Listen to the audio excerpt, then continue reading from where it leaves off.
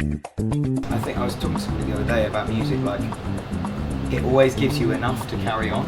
It gives you it dangles the carrot just low enough for you to be like, I'll still do it, I'll still carry on. I wake up after fainting on the street. I wake up in a hotel room, but it's not my hotel. And there's an Indian man in the room with me, and he's like sitting next to the bed, just looking at me and smiling like, so I'm kind of... Can I have my kidneys back? Exactly. Yeah. Hello. Hello. I'm Mike, or Passenger, and this is... I'm Joshua Hyslop. And we're just hanging out, kicking it, in a very noisy room at the Vogue Theatre in Vancouver. How are you, mate? Good, man. How are you doing? I'm alright. Yeah? I'm alright. It's good to see you again. You too. We just met a couple of nights ago in Toronto, played a show there together, and things are going pretty well, aren't they? Yeah, moving along nice and fast. Sorry, I can see you. We haven't even, That's the first time we've done that. Well, not the first time we've wanted to do that. No. The first time we've acted on our urges. We haven't even had any mountain tea as of yet. We indulged in some pretty nice whiskey the last week. We did. It was lovely. This is a bit weird. I don't really know. It's very uncomfortable. What do we talk about? Yeah, guys. Don't know what we're talking about. We just started pretending we were gay, like within totally under a minute. Actually, there was something I wanted to ask you about. We were talking about your trip to India. Yes. And Lex was filling me in on like some fucking near-death experiences. Yeah, too. What went on there? It's a really long story, but I can give you like the very quick rundown. Yeah. One of them was I was in Jaisalmer in the summer, which was like 47 degrees. I don't know if you use Fahrenheit, but no, I'm with you. 47 degrees. And I didn't have water or food for 3 days in the desert, and then I got really dehydrated and like really, really sick. And then I had to get from where I was, which is the complete like one side of India, to the complete opposite side of India to pick up my friends in Calcutta.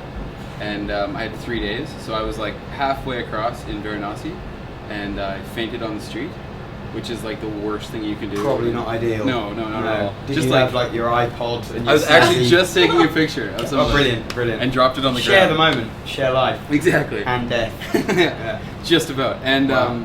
So I'm in. I wake up after fainting on the street. I wake up in a hotel room, but it's not my hotel. And there's an Indian man in the room with me, and he's like sitting next to the bed, just looking at me and smiling like. So I'm kind of. Can I have my kidneys back? Exactly. Yeah. Very terrified. And it ends up that somebody found me on the street, and they picked me up, and they took me to the closest hotel, and they paid for a room, paid for medicine, and paid for a doctor, which the guy sitting next to my bed was a doctor. Paid for him to come and see me, and then left. So the doctor. Did you ever find out who that guy was? His name. What's his name? I think his name was Passenger. Yeah. Don't worry about it. Something like that. I just happened to be in Varanasi. Saw a brother in need.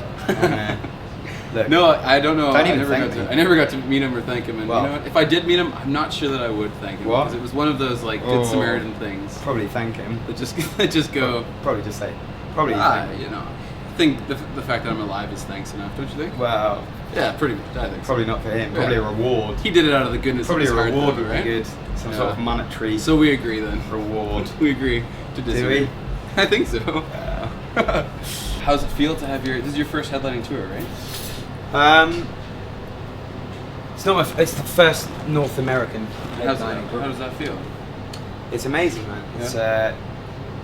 Yeah. It's from going from like 14 fans across North America to enough to put on, decent sized shows in a very small amount of time is kind of mind blowing.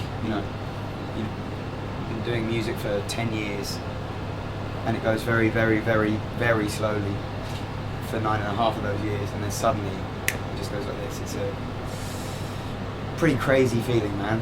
And was that discouraging, like when it was like going slow like that?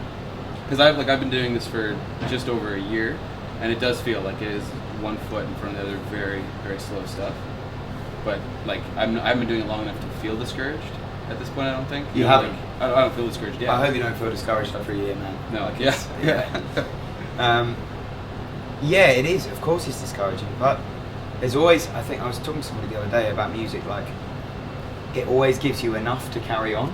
It gives you it dangles the carrot just low enough for you to be like, yeah, I'll still do it. I'll still carry on. Yeah. But yeah, man, there's some really low moments, definitely. You know, especially as an independent artist for a long time, because you fund everything yourself. So even if you do start making money, it all just goes back into the project. Right. And so there are years where you're just like totally skinned. You're playing big-ish shows or whatever, but you're still completely broke, and you're still like, man, is this ever gonna work out?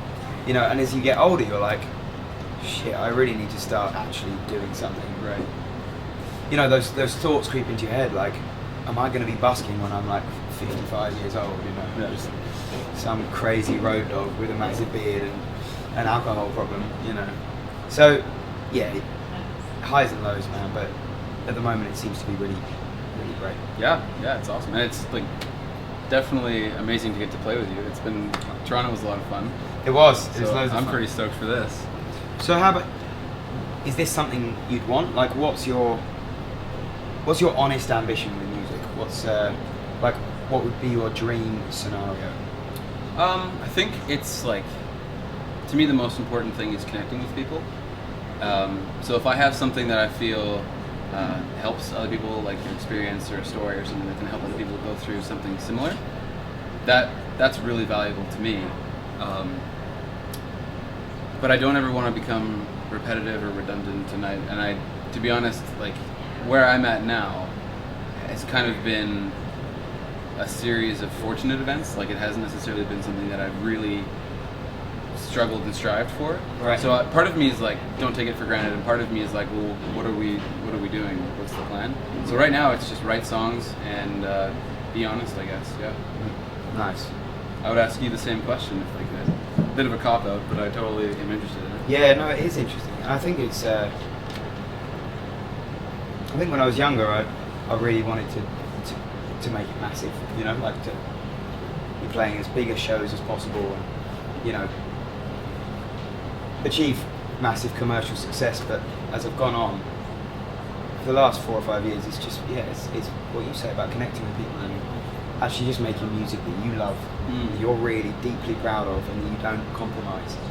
And ironically, actually, when you start doing that, other people love it as well, because it's true and it's honest, and you can't fool people. Yeah, you know? way more attractive to if it means something to you. Right. Yeah. And I think that's a big mistake that a lot of people make, is underestimating an audience. You know, it's like, I think subconsciously they get everything. You know, they get every gesture and every movement, and if you're not quite happy on stage, or if you're not quite sure of a song or whatever, like people pick up on it, man. It's very subconscious and basic understanding, I think.